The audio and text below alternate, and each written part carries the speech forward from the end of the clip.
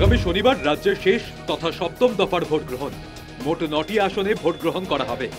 এই দফায় নজর কাড়া কেন্দ্রগুলির মধ্যে অন্যতম হচ্ছে ডায়মন্ড হারবার কেন্দ্র। এই আসনে প্রার্থী তৃণমূল সেনাপতি অভিষেক বন্দ্যোপাধ্যায়।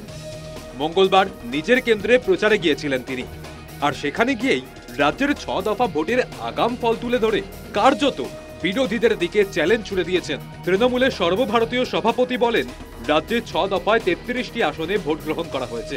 9টি আসনের ভোট গ্রহণ এখনো বাকি রয়েছে। 6 পর্বে তৃণমূল 23টি আসন অতিক্রম করে গিয়েছে বলে দাবি করেছেন। আগামী 4 জুন তার দাবি মিলিয়ে নেওয়ার জন্য দিয়েছেন বার্তা। আমাকে সবাই মেসেজ করে জিজ্ঞেস করছে কটা আসন পাবেন, কটা সিট হবে।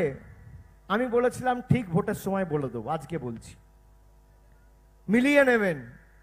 ক দফায় ভোট হয়েছে? 6ষ্ঠ দফার ভোট হয়েছে, আর 6 দফায় ভোট হয়ে গেছে। আমি বলেছিলাম 2019-এ তৃণমূলের যা সংখ্যা ছিল, আসন সংখ্যা ছিল, একটা হলেও বাড়বে, মানে 22 ছিল। খুব খারাপ হলে পৃথিবীর রসাতলে গেলে 23 হবে, তার মানে তো তাই।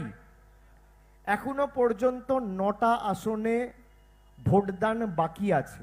সপ্তম দফায় ভোট হয়নি। 33টা আসনে ভোট হয়েছে। 33টার মধ্যে তৃণমূল 23 পার করে দিয়েছে। আমি আপনাকে বলছি, আমার নাম দিয়ে আপনারা চ্যালেঞ্জ করছি, খবরের কাগজে লিখলে লিখুন, সংবাদ মাধ্যমে দেখালে দেখান, 4 তারিখ ভোট বাক্স খুলবে, মিলিয়ে নেবেন।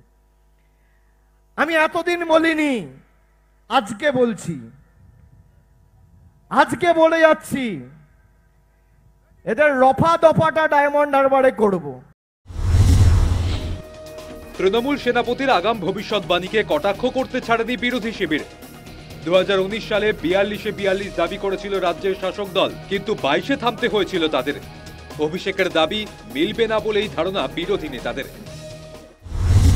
কনফিডেন্টলি বলছেন, কনফিডেন্টলি হারবেন।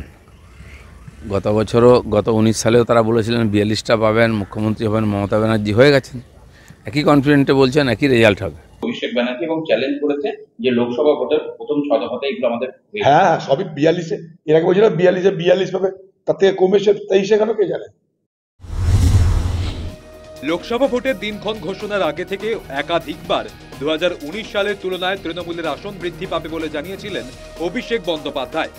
ভবিষ্যৎবাণী আদৌ সফল হবে কিনা এখন সেটাই দেখার। News time.